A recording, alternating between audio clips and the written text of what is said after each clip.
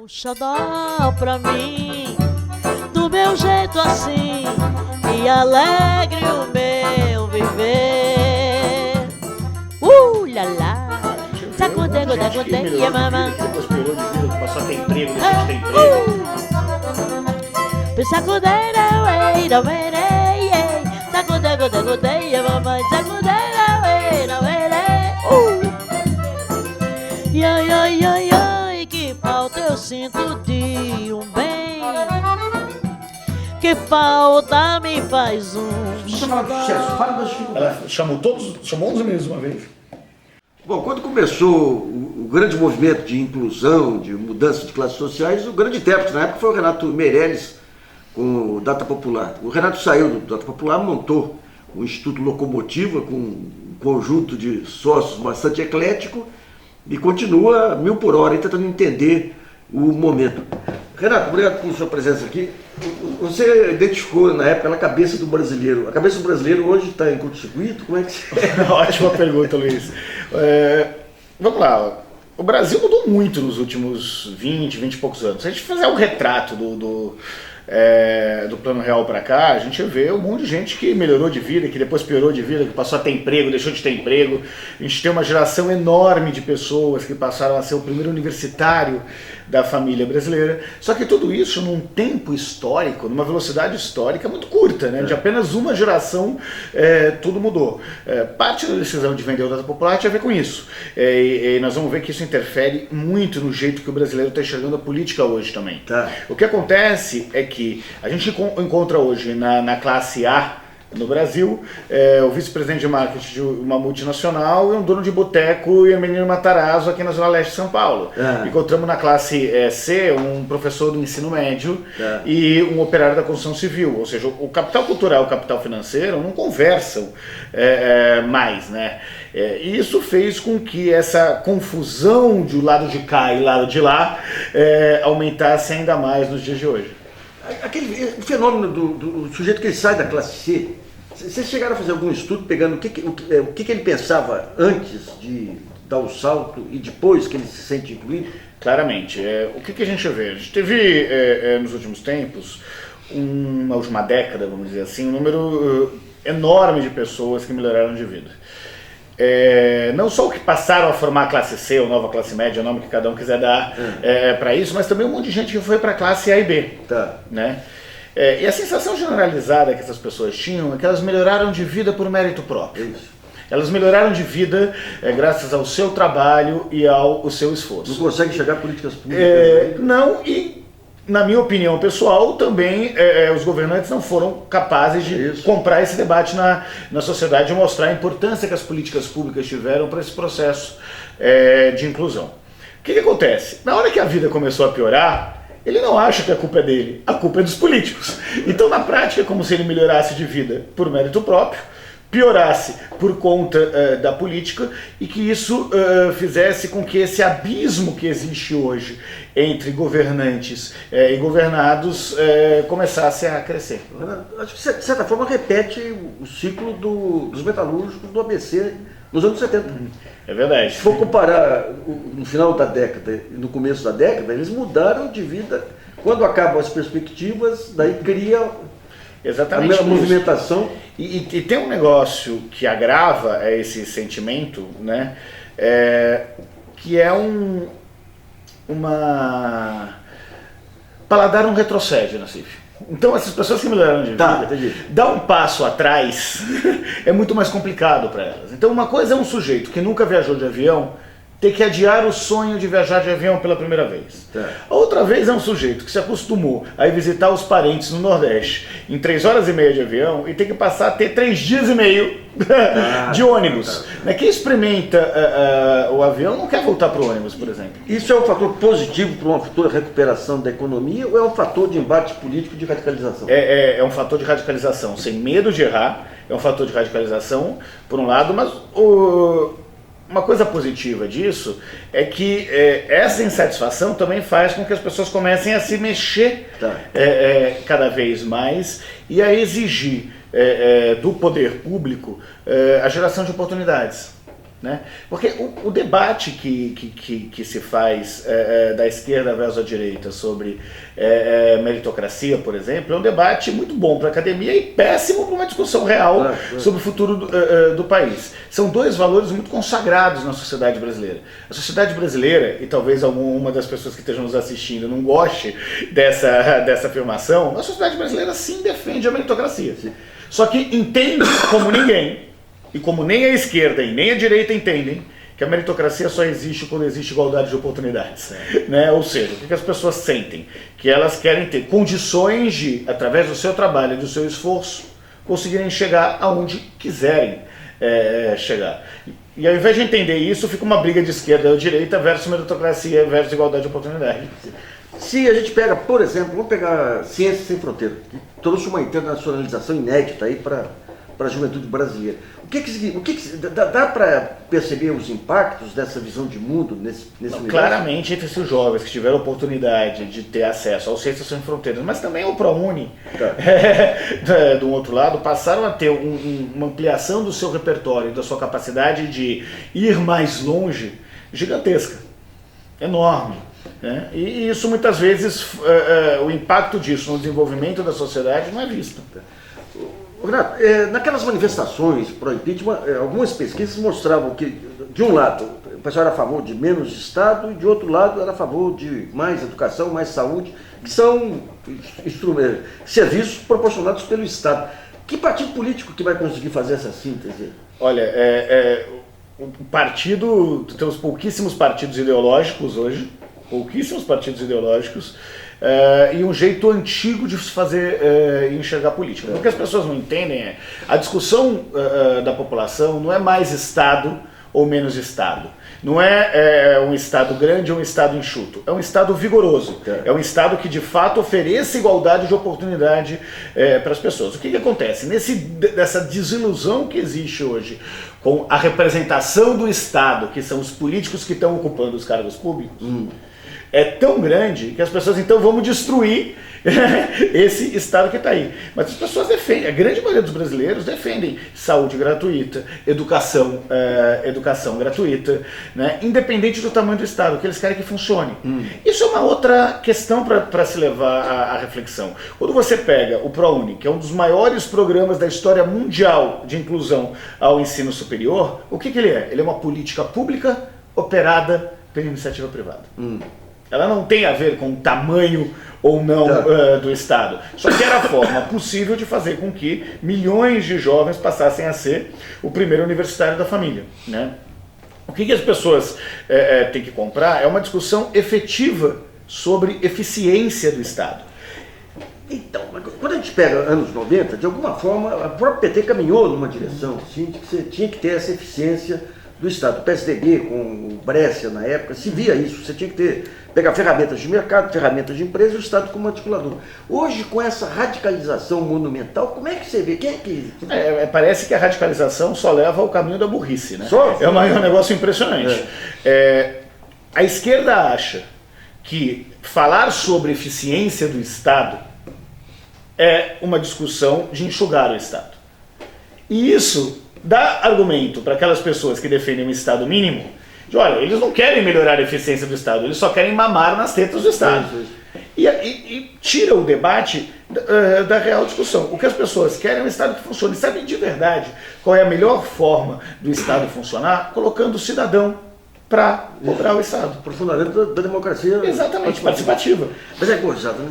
Para mim, o símbolo máximo, digamos, dessas mudanças brasileiras é o senador Cristóvão Buarque. Ele, quando foi governador do Distrito Federal, eu vi com esses olhos de comer, uma resolução dele para a Secretaria de Saúde proibindo o uso da palavra qualidade, porque era um vocábulo neoliberal. E agora ele é a favor, por exemplo, do teto de gastos e um conjunto de... dentro dessa mixórdia ideológica, o Bolsonaro, como é que você vê o potencial dele? Olha, o discurso do Bolsonaro, ele tem duas vertentes de força.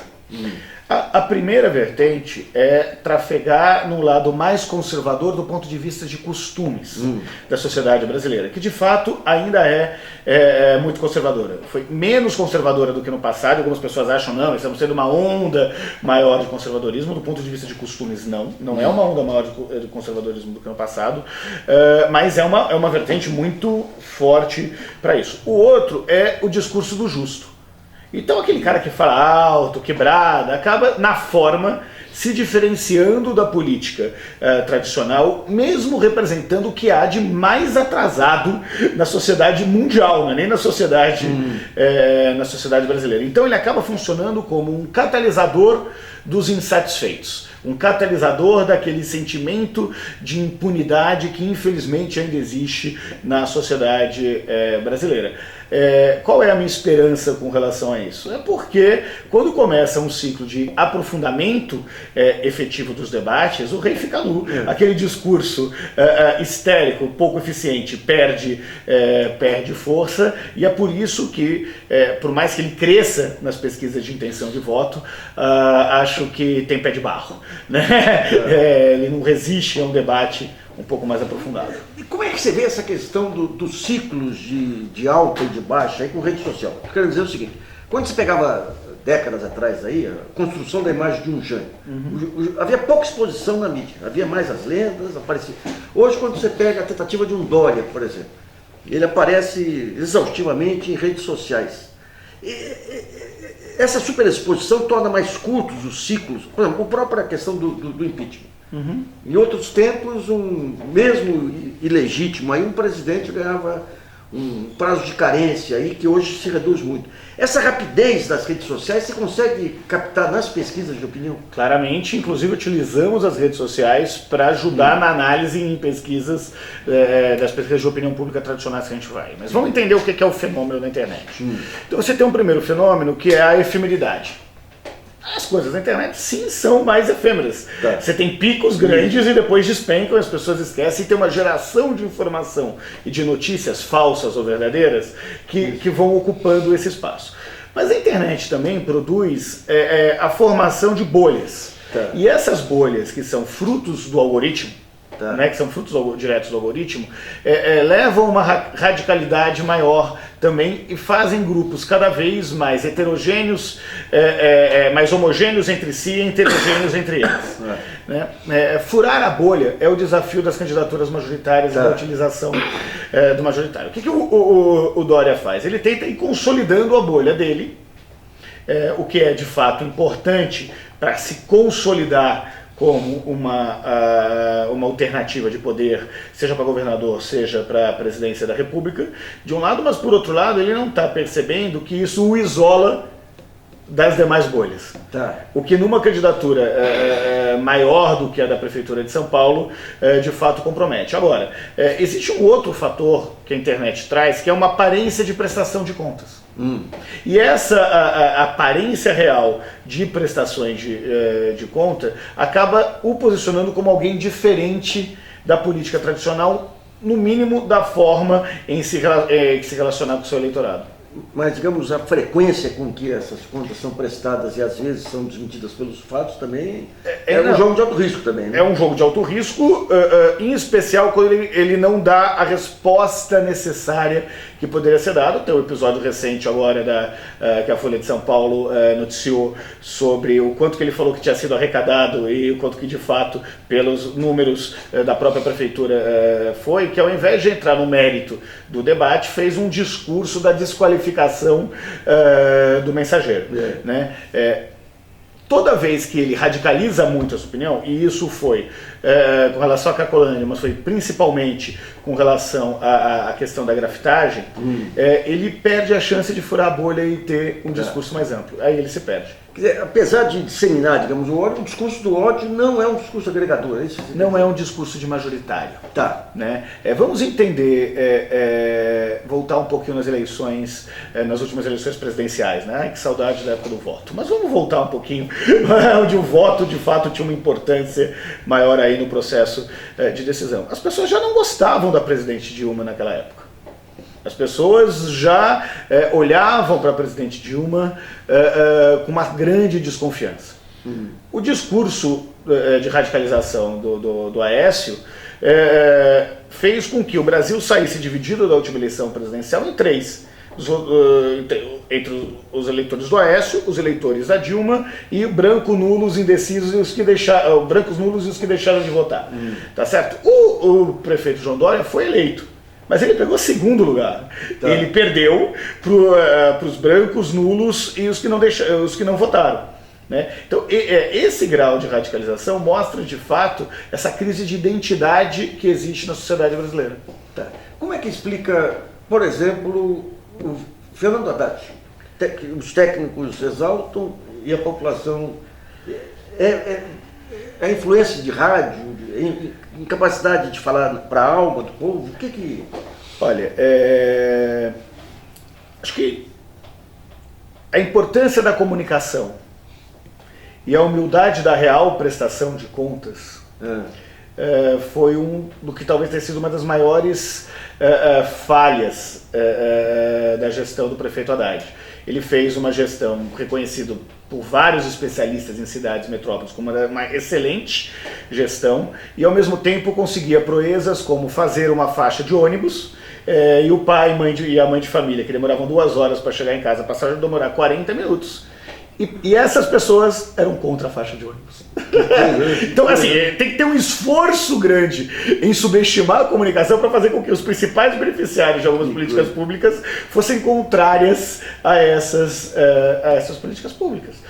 Então, essa certa arrogância intelectual, e eu falo isso com todo carinho ao prefeito Haddad, faz com que não se ganhasse de fato, a opinião das pessoas para as mudanças que estavam sendo feitas na cidade durante esse período. Quando você olha países desenvolvidos, você tem centros de pensamento estratégico, os partidos têm, tentando prospectar futuro, tentando prospectar... Ainda mais numa fase de mudanças tão radicais como a de agora. Você tem algum partido político que você consiga ver, que tenha um mínimo dessa visão estratégica? Não, está muito difícil. Está muito difícil isso. O que a gente vê sobre pensamento são grupos que se formam, muitas vezes por WhatsApp, mas por iniciativas pessoais e não iniciativas da própria organização. Então você tem uma junção de intelectuais, com artistas, com militantes do movimento social que tentam de alguma forma fazer um think tank informal sobre que rumos deveriam ir o Brasil. Mas de fato não tem muita disposição dos partidos tradicionais em se abrirem para o novo. Quer dizer que 2018 é um buraco negro? Olha, 2018 parte de uma incógnita, que é a candidatura ou não do presidente Lula para isso. Aí não se trata da vontade dele de ser candidato ou não, mas se os processos jurídicos contra o presidente Lula, se ele vai ser ou não julgado em segunda instância até esse momento. O vácuo que se abre, caso ele não seja candidato, e é importante dizer que o Lula como personalidade é muito forte ainda, é por isso que lidera todas as pesquisas. Se você pergunta para a maior parte da população brasileira quem era o presidente da República na última vez que a sua vida melhorou, parte considerável consideram o Lula ainda. Mas o Lula perdeu nos últimos anos a capacidade de ser um grande puxador de votos. Também? Porque as pessoas lembram do Lula. E o negociador as pessoas lembram muito do que foi o governo Lula. Mas lembram que ele indicou a presidente Dilma para presidente, a avaliação da presidente Dilma não foi boa, e que ele indicou o prefeito Haddad aqui em São Paulo, que também não foi boa. Ou seja, o Lula como alguém que indica outra pessoa, perdeu credibilidade. Ele como o líder máximo, ainda é uma personalidade muito forte. E o antilulismo, ele persiste em que setores? Sem dúvida nenhuma o antilulismo persiste, basta ver a quantidade de memes, no mínimo de mau gosto com relação à candidatura do presidente Lula, né, falando dos 9 dedos, uma associação aos 9 anos, que é de um péssimo gosto, sem entrar no juízo de valor sobre a condenação ou não, mas isso é a civilização contra a barbárie, não é a esquerda contra a direita, né? Mas Isso talvez seja a manifestação estética mais forte de um antilulismo que ainda existe. Mas num cenário de crise de perspectiva e num modelo engessado de organização partidária, que abre pouco espaço para o novo, que abre pouquíssimo espaço para o outsider, por mais que essa seja a maior demanda da sociedade, né, a candidatura do Lula se fortalece, e ser o anti-Lula como um discurso da política tradicional também se fortalece. Agora, o Lula, a característica dele, que ele não vai perder, nem que for torturado, é o conciliador. Claro. E há espaço para um conciliador, aí não para ser eleito, mas para governar? Acho que na medida em que se tiver eleições, sim. Óbvio que, por mais que ele seja ele foi muito machucado, ele foi muito sofrido, né? Então a disposição de conciliar, que continua sempre, é menor do que era em outros momentos. Mas o Brasil não tem outra saída. Não tem saída, é isso? O Brasil não tem outra saída. Renato, obrigado aí. Imagina, Luiz, obrigado. Você está empenhado no movimento de humanização das cidades. Os grandes desafios metropolitanos é a chamada humanização das cidades. E um trabalho aqui em Higienópolis muito importante é feito pela Mari Pini, que é arquiteta, ligada a um conjunto de iniciativas da cidade, e era curadora da feirinha da Praça Buenos Aires, que era um local extremamente aprazível e que recentemente foi fechada pela gestão Dória. Mari, eu queria que você contasse primeiro a sua experiência junto às iniciativas que você pensou aqui para a região, para situar o nosso telespectador. Então, bom dia. Só te corrigindo, eu sou designer, artista plástica, pesquisadora, e estou com enfoque justamente na questão da ressignificação urbana. Então eu dei início a um trabalho, eu era coordenadora aqui do Instituto Europeu de Design, aqui na Rua Maranhão, e comecei a implicar a instituição num projeto que eu chamei de responsabilidade territorial.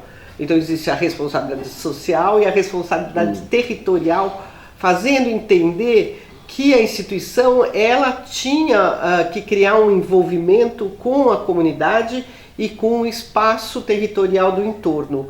Então dessa maneira a gente começou a fazer trabalhos na própria rua, formamos um trabalho, essa nossa Rua Maranhão, fazendo pesquisa com os moradores, fazendo ações na rua, para que as pessoas pudessem entender o que elas poderiam sonhar com uma rua melhor, de que maneira que ela pudesse alterar a qualidade de vida. Então a gente notou, primeiro a questão era a segurança, as pessoas estão muito ligadas a questões de segurança, então até aqui tem 3 bancas de jornais nessa rua, as bancas foram eleitas até como fatores de segurança. Fatores de segurança. Então tem coisas curiosas, porque a gente conseguiu até uma adesão muito grande, porque a gente levou a pesquisa para todos os condomínios, né? E começamos a levantar essa questão da história da rua e tudo mais. E a gente criou um evento que chamava Venha Viver a Rua, que a gente não conseguiu fechar a rua por causa do elétrico. Né? Então até o Nabil ficou bravo, falou, mas o que esse elétrico está fazendo aqui? Porque você realmente não consegue falar assim, bom, deixa para lá você ter, deixa o elétrico na garagem, põe outro transporte para a gente poder fechar a rua. E essa rua a gente percebeu como uma rua que é totalmente educacional, em que ela poderia ser inserida, até a gente chamou o pessoal da Escola Aprendiz, do Aprendiz, para eles estudarem essa região, porque ela tem 5 instituições de ensino internacionais. Olha, aqui. quais são? Então, o Mackenzie, americano, termina a rua ali no Mackenzie, depois você tem a USP, que tem a FAO Maranhão, a pós-graduação, que justamente estuda as questões urbanas, né? Depois você tem o Centro Cultural, que é a Escola Britânica, que se tornou uma faculdade. Aí a gente tem o Instituto Europeu de Design, italiano, e termina aqui no Sion, francês. Então são 5 instituições que a ideia era transformar num boulevard ligado ao ensino, fazer uma rua temática, em que as instituições pudessem dar suas aulas abertas para a população.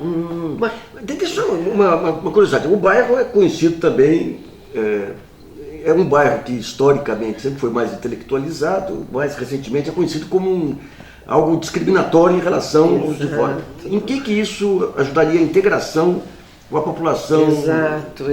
Isso é muito importante, né? Aqui é um bairro higiênico, né? Já tem o seu nome, né? Ele é higienista, né? A dona Veridiana elegeu aqui, falava assim, não, isso aqui os ares higiênicos de Higienópolis, né? Então ele já tem essa condição higienista, né? E as pessoas, apesar de que elas se apropriam do bairro, porque é muito agradável andar a pé, por ser muito verticalizado, as pessoas têm uma vivência no espaço. Por outro lado, elas se acham donos da sua opinião e acham que se a música subiu até o meu 12º andar, eu não estou gostando. Bom, a população toda em volta da feira gostando, várias cadeiras de roda ali. A reação lá foi por conta da música? Também, também, porque ali em volta, nessa condição minha ali, eu me tornei conselheira do Parque Buenos Aires, então desde 2013 eu vim atuando como conselheira. Eles falaram assim, não, eu sou representante do IED, do parque, o que a gente pode ajudar a melhorar? E nessa situação a gente foi ali. É muito castrativa até essa posição, porque você não pode fazer nada, o parque não pode nada lá dentro, não pode criança jogar bola, não pode isso, não pode andar de bicicleta lá dentro, não pode isso, não pode nada. E você também não tem dinheiro nenhum, não tem recursos. Nesse último ano não tinha nenhum recurso, nem eles demitiram os funcionários, né? Todos os contratos, na verdade o Haddad no final do governo, ele terminou os contratos e ele não atualizou porque ia para a próxima gestão, é realidade, né? Ele tem que deixar disponível. Então desde o ano passado não tinha mais nada, né? Não tinha limpeza, segurança, então agora ficou 8 meses sem segurança. E o que a gente podia fazer? No que a gente pediu para que a Secretaria do Verde cuidasse pelo menos da entrada, porque tinha banca de jornal, cobertura de ônibus e tinha um container aquele ali na entrada. Então vamos dar uma limpada, vamos falar na SP Urbanismo. Eles falaram assim, não, vamos lá, manda para a Prefeitura, para o Haddad resolver. Então eles mandaram o processo para a Secretaria do Verde, que falou, não, essa frente não é nossa, vocês podem cuidar da frente, resolvam aí. E aí eles foram e resolveram. Quando o Verde virou e falou que não era deles, falou, bom, então não era de vocês, a gente pode explorar? Pode.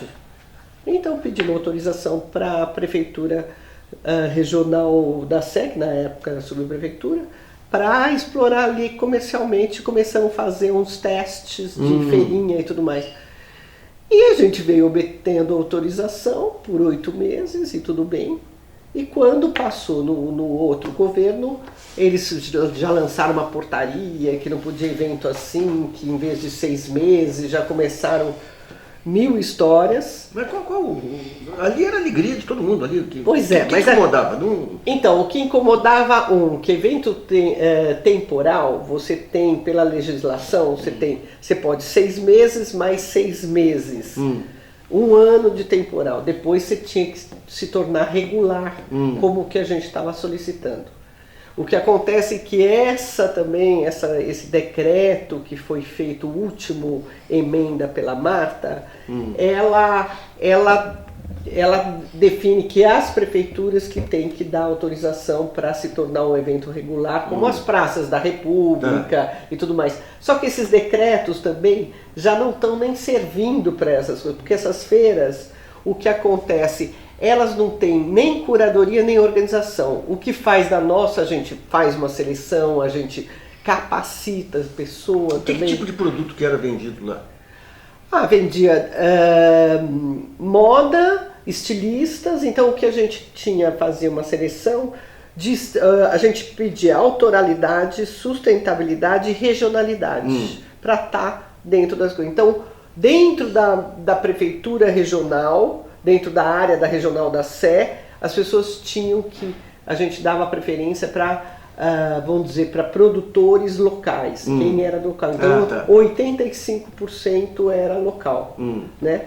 Aí a gente estava importando o pessoal de Piracaia, pessoal de regionais que trazem coisas. Então você tinha desde cerâmica de Piracaia, pão de Piracaia. Eram quantos expositores?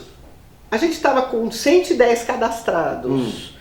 E por feira mais ou menos 40, porque é uma feirinha pequena. Pequena. A Benedito Calixto tem 200, 300, você entende? E o que essas feiras estão decaindo é porque eles pagam só o termo de uso, de uso do solo, né, que eles fazem do espaço urbano, e não existem, eles não querem pagar os organizadores. Então o que acontece? A organização você não pode fazer shows, o que é bonitinho aquilo é você criar o ambiente. Mas não tem uma política municipal de estímulo a isso aí? Porque isso aí tá ligado a uma cidade saudável, digamos assim, humana. Exato. E não tem... A fomentar a economia criativa, o turismo, em todas as feiras, todas as cidades civilizadas do mundo, isso é um estímulo, né? Pois é. Não. Então é uma coisa que agora a gente está querendo fazer, porque isso entra Secretaria de Desenvolvimento Social,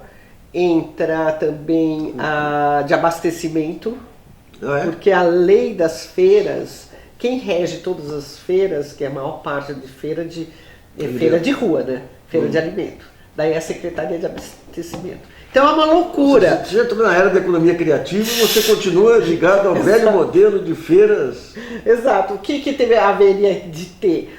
Entre a cultura, o turismo, porque na verdade isso é muito mais turismo. Claro. Então eu tentei falar, eu tenho um bloco assim, comecei a estudar toda a legislação que rege isso e tentar falar com as secretarias. Então tem falar da turismo com quem que fala, não, isso você tem que falar com abastecimento, isso você tem que falar com desenvolvimento social. Gente, e o próprio pessoal de eventos lá da secretaria... Quando você fala em gestão, a primeira coisa, que se fosse gestor, era redimensionar os processos aí para dar uma racionalidade para os processos. Não tem nada, né? Não. Exatamente. A cultura, você teve algum contato com a Secretaria da Cultura? Com a cultura, não. Acabei não falando com o Sturm. Enfim, agora o que acontece? Eu estou na PMI dos parques, você está acompanhando isso? Não. Então, essa nova questão que é a concessão dos parques, então é um processo que deu início agora e foram eleitos 14 parques em São Paulo, os 14 de interesse, vamos dizer que é interesse comercial, para que sejam concessionados. Então, a primeira etapa está compreendendo uma proposta de interesse. Então, eles foram cadastrados 21 empresas, eu formei um consórcio de arquitetos e pessoas ligadas ao parque mesmo, para desenvolverem estudos para que esses estudos sejam submetidos às empresas que vão entrar na licitação para concessão. Todo mundo sabe que está tudo carta marcada, né? Então, o senhor Birman, que ele é o representante, vamos dizer que ele é o Parque Burle Marx, é o único parque que tem uma gestão particular. Então, a Fundação Birman foi criada, né? O próprio nome dele? Aaron Birman, não é dele. E ele foi criado para fazer a gestão do parque, obviamente, quer dizer, como ele era o empreiteiro que criou todos os prédios em volta ali, né? Que faz uma segurança Paraisópolis, que está atrás, justamente colocado. Então, eles doaram o parque, que era uma chácara do Baby Pignatari, né? Exato, desenhado por Burle Marx, foi dado para a cidade. Mas foi dado mantendo o comodato deles. Então é um parque privado. E dentro do parque, o que ele fez? Esse super empreendimento que é um hotel 6 estrelas de uma empresa mais poderosa do mundo, desses collectors, desses grandes, que é um palácio, né? Isso foi terminado agora. Então, ele tem grandes empreendimentos e eu chamei ele para uma reunião com o meu consórcio, que eu tenho uma advogada maravilhosa, uma gestora, os arquitetos, e pedi, falando, nossa, estamos sabendo que você está pleiteando, também está na concorrência dos parques e está com interesse no Buenos Aires, então gostaríamos de conversar. Tudo ótimo. Foi lá. E então eu estava sabendo que eram 6 parques do interesse dele, né? Falei, eu sei que o senhor tem tantos filhos quantos parques o senhor quer. E deixa eu dar um aviso, então. A feira, então, ela foi impedida por uma questão de legislação. Então, porque a Secretaria do Verde, depois de toda essa história de ter permitido, ela foi entender que aquela área era dela, né? E que sendo dela não pode. Falei, mas escuta, estamos, enfim. Aí a gente está indo para a Praça Vila Boim. Então dia 5 de agosto vai ter a feira, a gente vai começar aqui na Vila Boim, que existe na Vila Boim também uma zeladoria que é da praças.com, que faz uma reunião entre os...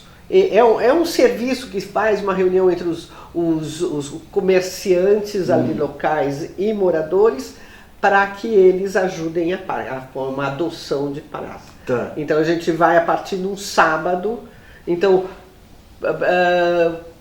mantendo, né, a mesma clientela, Só para dar um dado, eu gravei um desabafo lá de um frequentador do parque, lá deu 43 mil visualizações no Facebook. Fantástico. Todas as redes sociais têm esse papel. Exato. Muito obrigada pelo convite. Obrigado a você, então. 1, é 2, é 3, é 4, é 5.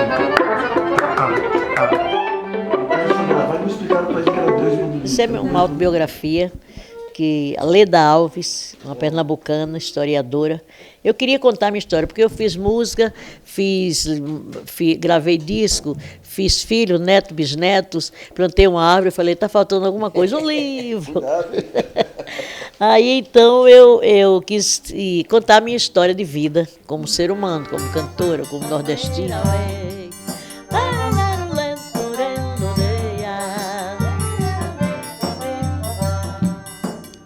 Nos acordes da sanfona vou tentando esquecer. Quem eu amo está tão longe e eu não sei quando vou ver.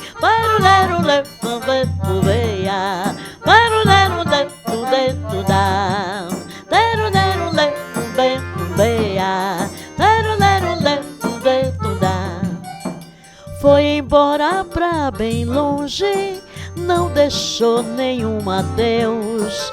E meus olhos sempre choram ao lembrar dos olhos seus.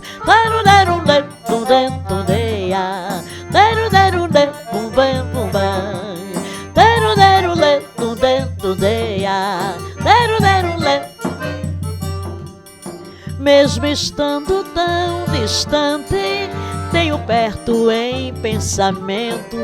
Por amar tanto assim, a minha vida é um tormento.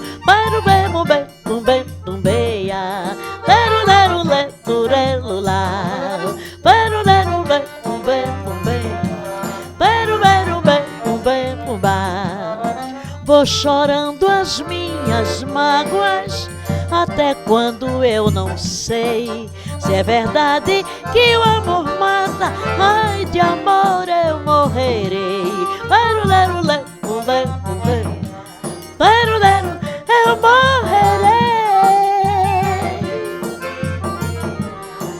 Eu morrerei. Eu morrerei.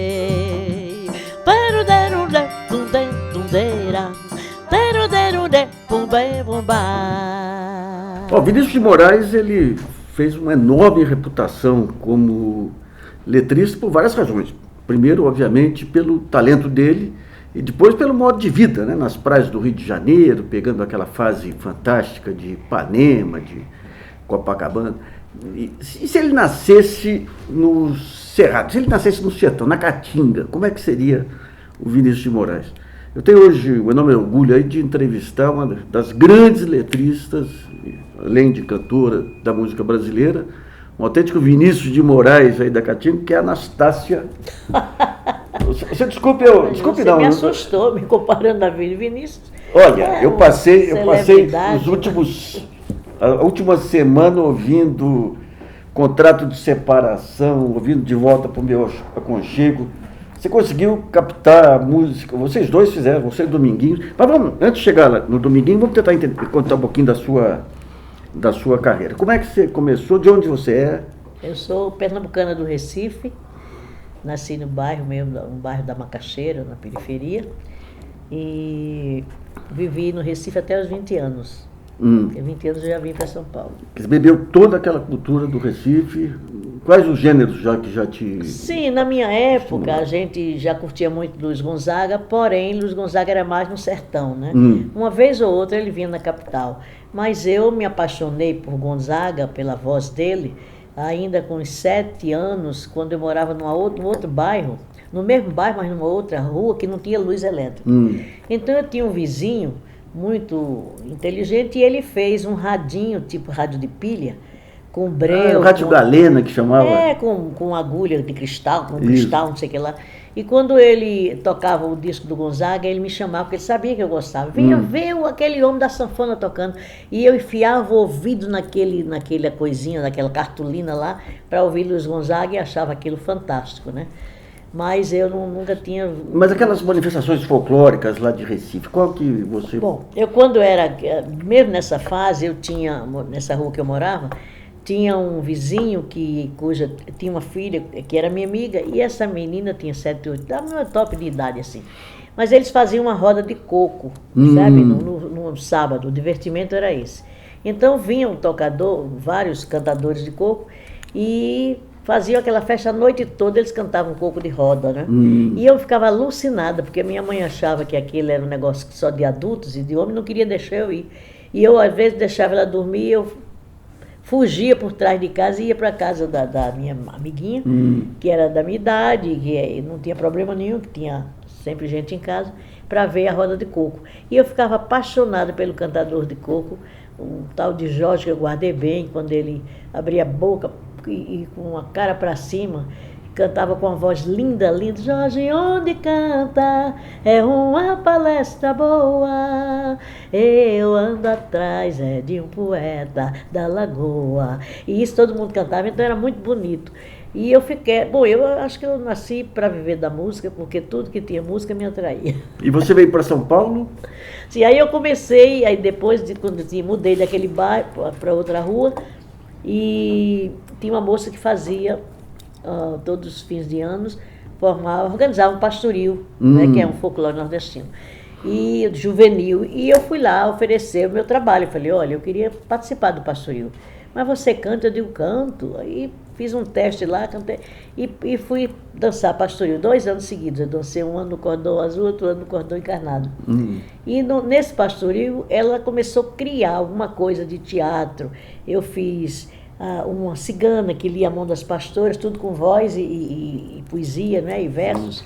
Depois eu fiz O Demônio, que tentava outra pastora. Ela fazia um mini teatro. E fiz muito sucesso. Comecei a ficar famosa no bairro por isso. Até que um dia, no fim de ano, minha mãe era operária do cotonifício Otton Bezerra de Mello, e eles faziam um fim de ano com gincanas e tal, para movimentar. E fizeram um programa de calouros lá. E tinha uma menina cantando já há umas 3 semanas ganhando. Aí me falaram, olha, fulaninha, que é do bairro, está lá cantando, vai lá que você vai ganhar dela. Aí eu não pensei 2 vezes, fiz a cabeça da minha mãe e fui embora. E na hora que o locutor disse assim, tem alguém para subir e competir aqui com fulano? Eu. Ah, era assim na hora? Não. Aí eu já subiram outras pessoas, mas eu ganhei da menina, ninguém conseguiu mais ganhar de mim.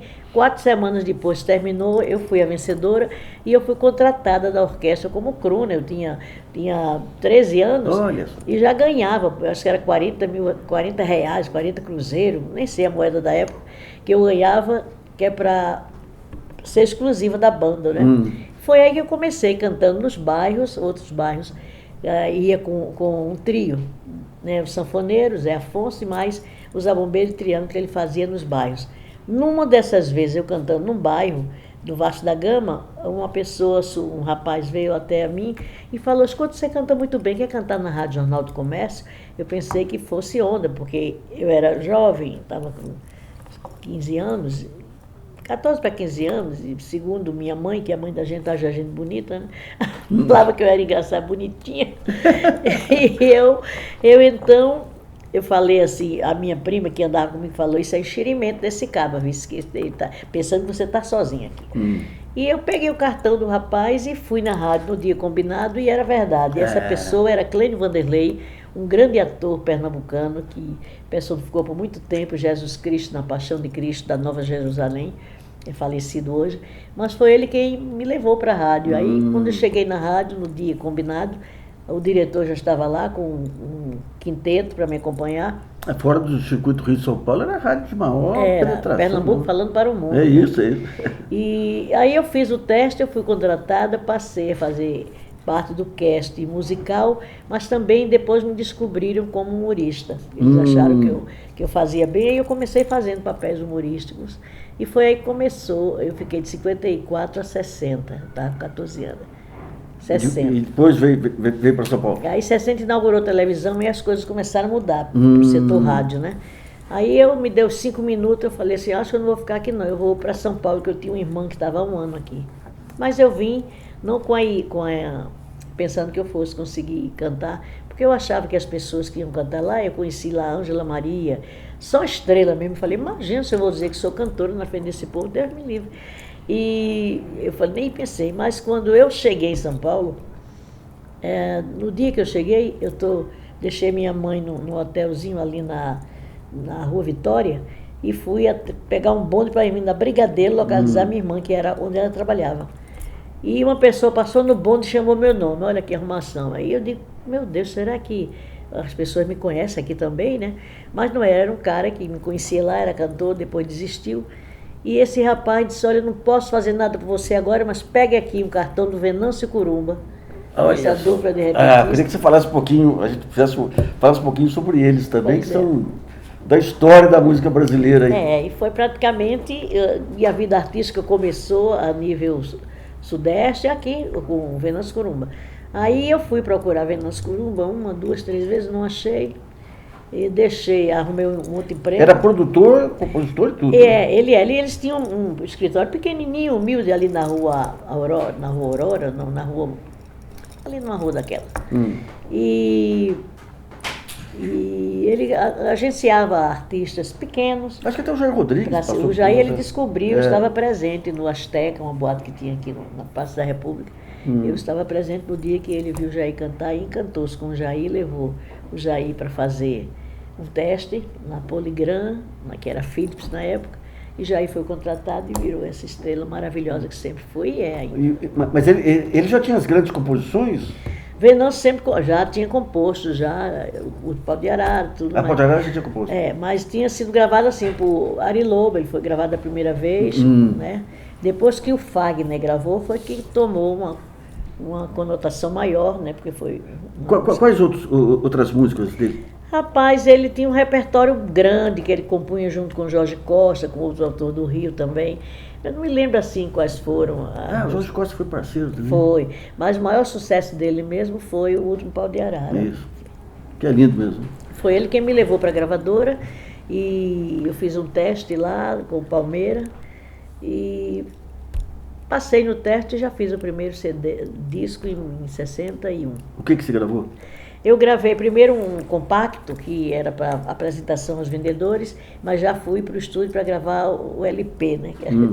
E nesse LP eu gravei várias músicas. Uma das músicas de Venâncio Curumba foi a que estourou no Nordeste, chamava-se Uai Uai.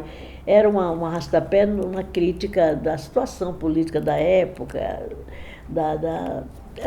desse diferencial que existe do pobre e do rico.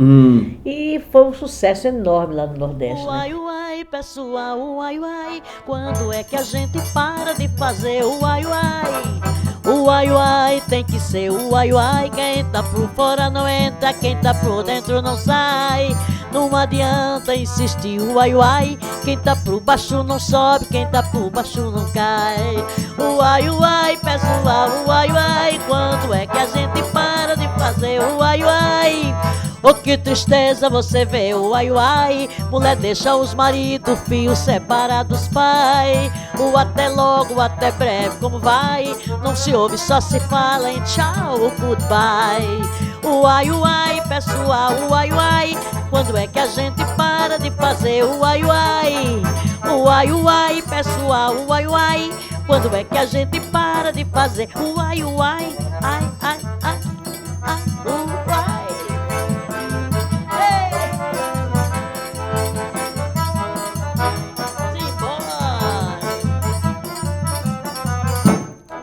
Ele não era nem programado quando eu gravei isso.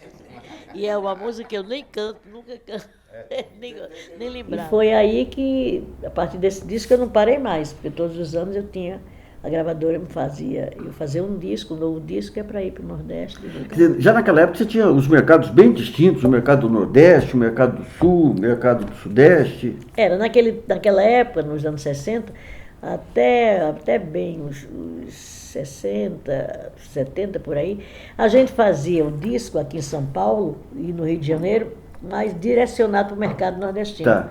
Então, a gente gravava em outubro, novembro, dezembro, depois do carnaval o disco já estava lá. Aí tinha sempre um divulgador para divulgar o trabalho e depois a gente ia, a gravadora mandava a gente dar um rolê nas cidades, né, nas rádios, que é para promover o disco. Você chegou a cantar com o Luiz Gonzaga?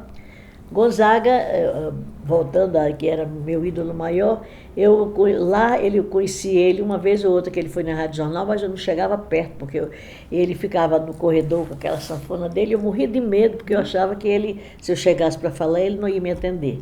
Mero engano que o Gonzaga era. E só via de longe, até que eu cheguei em São Paulo e fui trabalhar com o Venâncio Curumba, no prédio Martinelli, e eu fazia o trabalho de secretária, né? Eu chegava cedo, abria a porta, tal, para esperar as pessoas que vinham, que ele já havia mudado, né? Porque quando o Jair estourou, né, gravou tudo aí, então precisamos de um escritório melhor. Aí mudamos para o Martinelli, que eram as salas boas. Aí eu tomava conta disso, e Venâncio Curumba chegava mais ou menos 11 horas, por aí assim. E eu chegava 8 horas, 8h30. Um dia eu estou 9 horas da manhã, eu vi aquele cara com chapéu de couro, assim, um bornal aqui no corredor. Falei, meu Deus, esse é Gonzaga. Se não é, parece muito, né? Aí quando ele me avistou, era um corredor grande do Martinelli, ele deu um oi. Oi! Que era o tradicional. Aí eu falei, é ele. Aí ele me viu, se achegou e falou, bom dia, é aqui que é Venâncio Curumba? Eu digo, faz favor, pode entrar, sentar. Aí a gente começou conversando. E ele não perguntou meu nome, e conversou o tempo todo. Quando foi um certo momento, ele disse, como é seu nome mesmo? Eu digo, Anastácia. Ele falou, peraí, eu já ouvi esse nome no lugar, Anastácia. Você é cantora? Eu falei, sou. Menina, mas você gravou uma música por nome de Uai Uai? Eu digo, gravei. Você é estourada no Nordeste, o que é que você está fazendo aqui? Olha só. Aí eu disse, então, já que ele perguntou, eu vou contar a minha história. Aí contei a minha história toda e tal. Ele falou, pois você é sucesso no Nordeste. E a partir daquele momento, a gente passou a ter uma amizade muito legal, porque aí eu já me declarei a ele, falei que eu era apaixonada desde pequenininha pelo trabalho dele e tal, então ele, todas as vezes que vinha a São Paulo, ele ia lá visitar o Venâncio Curumba, mas também para me ver e saber como eu estava. Olha só. E o encontro com o Dominguinhos? Bom, o Dominguinhos, eu quando trabalhava na Rádio Jornal do Comércio, ele tinha um ano, era mais novo do que eu, né? Eu sou de 40, ele de 41. Então, naquela época, eu tinha 15, ele tinha 16, ou eu tinha 14. Aliás, ele tinha 15, eu tinha 16, ou era, não me lembro bem o ano. Eu tinha um programa à tarde aos sábados e eu ia cantar nesse programa. Quando eu estava esperando a minha vez de cantar, junto com uma colega, cantou um trio, 3 menininhos, e desceram 3 moreninhos, parecia 3 índios, ele e os 2 irmãos dele. Mas ele não tocava sanfona, ele estava tocando um pandeiro. E o irmão dele mais velho tocava sanfona e o outro tocava um melê, que eram instrumentos improvisados, feitos à bomba, né? E nós comentamos, nossa, mas que meninos tocam direitinho, né? Eles só tocaram, não cantaram. E passou por mim e foi embora, também não vi mais. 12 anos depois, eu já estava em São Paulo, eu estava fazendo um programa de televisão com Jorge Paulo, que tinha um slogan de O Bandeirantes do Norte, mas fazia um programa para nordestinos, era na Bandeirantes. Na Bandeirantes. Aí a gente estava ali na Paulista, na Brigadeiro, né? E quando eu olhei assim no cenário, atrás do cenário, vi um moreno, estava feio, de gola rolê branca. Eu bati com o olho e me apaixonei pela figura. Opa. Mas não sabia quem era, né? Nem se tocava, nem se não tocava. Pensei comigo, nossa, que moreno bonito. Fiquei quieta. Aí, de repente, o Ari Lobo, que era um cantor, passou para cá, conversou alguma coisa com ele. Quando o Ari voltou, eu chamei, Ari, vem cá, quem é esse moreno que você estava conversando? Bem, da verdade, eu estava interessada, era no moreno. Aí ele falou aqui, isso é Neném do Acordeon. Eu falei, toca muito. Neném do Acordeon? Aí eu falei, mas como é que eu nunca vi, não conheço, eu já estava no meio há muito tempo, né? Ele falou, porque ele mora no Rio e ele vem pouco a São Paulo. Quando ele vem tocar no forró do Pedro Sertanejo, que era o pai do Oswaldinho, foi o primeiro forró montado aqui em São Paulo. E só que o nome dele é Dominguinhos, porque ele gravou com um CD na gravadora do Pedro com o nome de Dominguinhos. Aí eu falei, gostei do moreno, viu? Ficou nisso, né? Passou, aí eu fiquei com ele na cabeça, eu falei assim, já que ele é sanfoneiro, eu vou arrumar um jeito, chama ele para tocar comigo, para eu conhecer melhor, né? Quer dizer, eu fazendo meus planos sem saber se o cara queria. Está inserido no meu plano. Aí, e nada, um dia eu fui no outro forró, que já tinha vários, era aniversário do cara, o cara me ligou, disse, Júlio Antônio, disse, Anastácio, venha me dar um abraço, comer meu bolo, que hoje é meu aniversário. Era uma quarta-feira, aí eu fui. Quando cheguei lá, fui vendo o cara, fazendo, oi, parabéns, olha, eu não vou poder cantar porque o sanfoneiro que toca comigo viajou. Aí pulou a pessoa atrás de mim, disse, eu acompanho você. Quem era? Era o Moreninho. Era o Moreno, Dominguinhos. Aí eu, quando vi, eu falei, achei, ele pensei comigo. Aí ele me acompanhou, tanto nessa biografia que eu estou trazendo para você, tem a nossa foto daquele dia. Daquele dia? Bem jovem. Olha só. E éramos jovens, né? Ele tinha o quê? 25 anos e eu 26. Aí eu cheguei e conversamos bastante, assuntos evidentemente concernentes ao nosso trabalho, mas ninguém falou de nada, nem eu nem ele. E de repente eu fui embora, perdi ele de vista de novo. Não pedi endereço, não pedi nada. Falei, poxa vida, o cara estava na mão e eu perdi, como é que eu não... Passou assim, 2 meses passaram-se, o Gonzaga ligou para mim e disse que ele estava fazendo um programa no Rio, na TV Continental, por nome de Noite Impecável. Aí ele ligou para mim e ele gostava de um quadro humorístico que eu fazia aqui em São Paulo, nesse programa, que era um casal nordestino, onde eu batia no cara e o cara era muito abestado, enfim. E ele se divertia quando vinha em São Paulo. Aí ele disse, estou te ligando, o Gonzaga, estou te ligando porque eu queria saber se você queria fazer esse quadro que você faz em São Paulo no programa. Aí eu pago tanto, quer dizer, a televisão paga tanto, ótimo, vou. Vem aqui para casa, para você não ficar por aí à toa do Rio de Janeiro. Tá bom.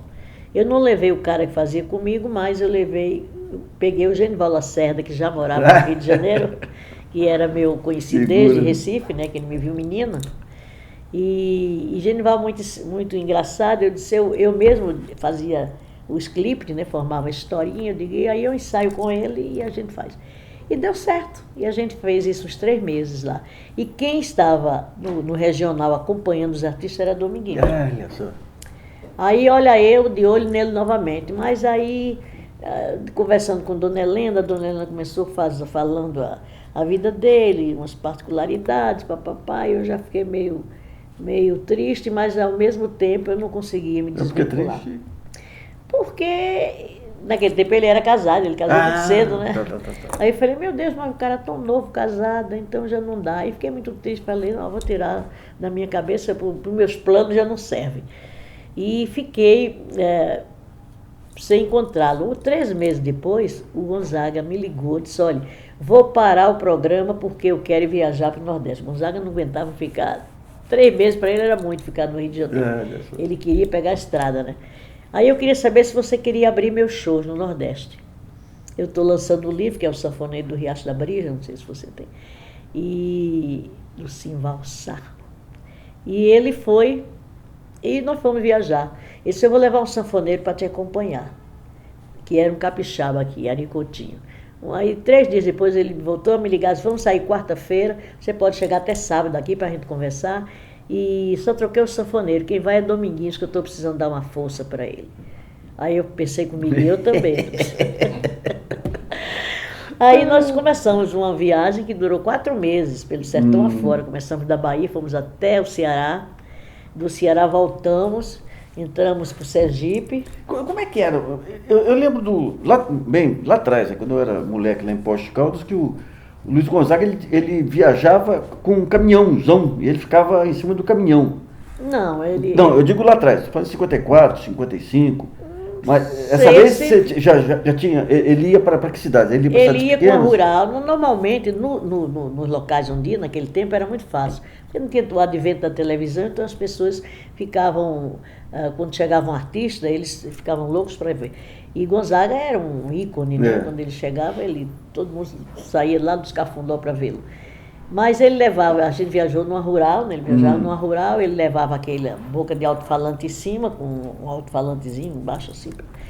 E quando chegava nos locais, já tinha as pessoas chaves, tinha, às vezes, esse caminhão-palco, né? Que a gente cantava em cima do caminhão, mas tinha também os locais, tipo cinema, até no mercado a gente cantava, quando acabava o mercado de dia, botava uns tablados e a gente cantava em cima daquele negócio. Sempre casa cheia, porque Gonzaga, onde ia, ele tinha um público maravilhoso. E a gente viajou 3 meses, ou quase 4, né? E de volta a Sergipe, para a gente ir para Pernambuco. Aí foi lá que, no hotel onde nós estávamos, surgiu porque eu já estava super apaixonada, mas ninguém sabia da minha paixão, era caladinha, né? Nem ele? Não, ele sabia, claro que ele sabia, mas a gente não podia falar nada porque o Gonzaga tinha sido padrinho do primeiro casamento dele. Então, o Gonzaga era aquele tipo de pessoa que a gente tinha muito respeito, que ele podia fazer as coisas mais fácil do que eu faço, como é o que eu digo, e daí fica quietinho. Mas a gente tinha um respeito por ele, então a gente falava, não vamos deixar seu Lula saber. Mas a gente ficou namorando por baixo dos panos. E foi nesse hotel onde ele ficou em frente ao meu apartamento, e ele amanhecia o dia e começava a tocar. E foi aí que eu fiz, do meu apartamento, eu fiz as 2 primeiras letras, 2 melodias que ele estava tocando. Quais foram? Foi Um Mundo de Amor, que foi assim uma declaração de amor que eu fiz, né, para ele. E a outra, De Amor Eu Morrerei, que também foi uma música muito bonita, que a Gal depois gravou, o Marinês gravou, uma outra cantora. Ele gravou, eu também gravei. Então já começou com as canções românticas, então? Falando de amor.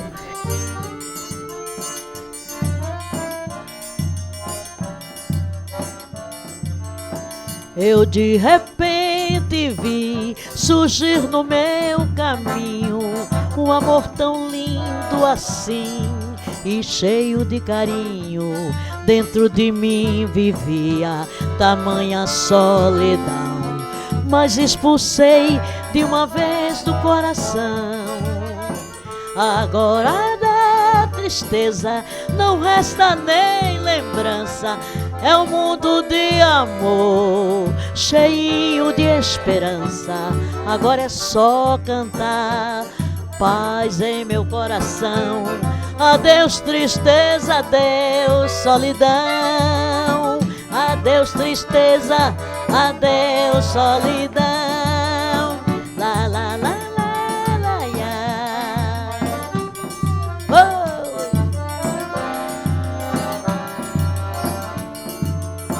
Eu de repente vi surgir no meu caminho um amor tão lindo assim e cheio de carinho, dentro de mim vivia tamanha solidão, mas expulsei de uma vez do coração. Agora da tristeza não resta nem lembrança, um mundo de amor cheio de esperança. Agora é só cantar paz em meu coração. Adeus tristeza, adeus solidão. Adeus tristeza, adeus solidão. Adeus tristeza, adeus solidão. E quando eu terminei de fazer a letra, eu toquei a campainha do quarto dele e eu falei, você estava tocando, e eu fiz essas letrinhas numa melodia. Que ele já você tava ouvindo do outro quarto, eu fazendo a letra? letra? Meu quadro. E já fiz a letrinha. Aí fui lá e falei, eu fiz essas duas letras, e ele já nem sabia, porque ele ia devagando, ele ia fazendo, já mudava. Eu digo, aí cantarolei, ele disse, sei. Aí eu fiz, deu certinho a letra na melodia, as duas deram certinho. O modo de compor dele, eu vi algumas gravações, ele sentava e... Não, ele ia devagando, sabe? Devagando. É tanto que a gente, quando a gente morava junto, eu comprava ali na Santa Ifigênia, eu comprava caixinhas de fita cassete, porque ele só entendia aqueles gravadores. E quando eu olhava, cadê as fitas, Dominguinhos? Está tudo ali, ó. E estava numa caixinha assim, cheia, mas já tudo preenchida, né? Olha só. Já tudo cheio de música. Que coisa, hein? Ele era muito versátil. Bom, entrando nas músicas, essa que eu tô uma semana que eu não paro de ouvir aí, que é Contrato de Separação. Como é que foi? Quando foi? Como é que... Olha, eu não lembro bem o ano do contrato de separação, não, mas eu lembro que ele estava viajando, eu acho, com a Gal, fazendo aquele show Índia, né? E ele viajava muito no Nordeste e teve E toda noite acabava o show, naquele tempo não se tinha celular, então ele ia pro hotel e ligava para mim, para contar como foi o show, eu contar as novidades, falar das coisas e tal. Ele ficou 2 dias sem ligar e eu fiquei meio preocupado. Eu falei, meu Deus, o que está acontecendo? Ou foi por falta de tempo, que às vezes podia ser que a viagem atropelasse e não dava. Será que ele se encantou com outra coisa lá e esqueceu de mim?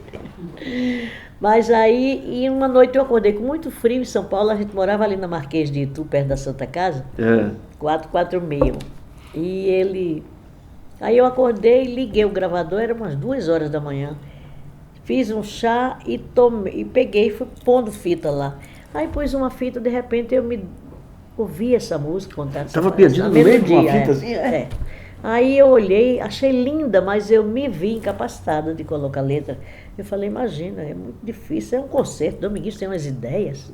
Mas que coisa, um concerto para mim, 1 minuto e meio. Eu falei, eu não tenho capacidade de fazer. E passei já para outra, segunda, terceira, mas voltei.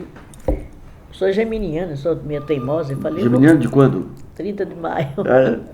Aí eu falei, vou voltar nessa. Aí voltei. E não abri e fechar de olho, quando eu me vi, eu estava com a letra na mão. Olha só. Que falava justo dessa história dele. Olha, essa saudade que maltrata o meu peito, a ilusão e daí foi quando eu vi isso, mas não é que eu fiz a letra. Ela vai me consumindo lentamente, ela brinca com o meu peito e leva sempre a melhor. Eu quis fazer com ela um contrato de separação, negou-se então a aceitar, sorrindo da minha ilusão. Só tem um jeito agora, tentar de vez me libertar, brigar com uma lembrança pra não mais lembrar.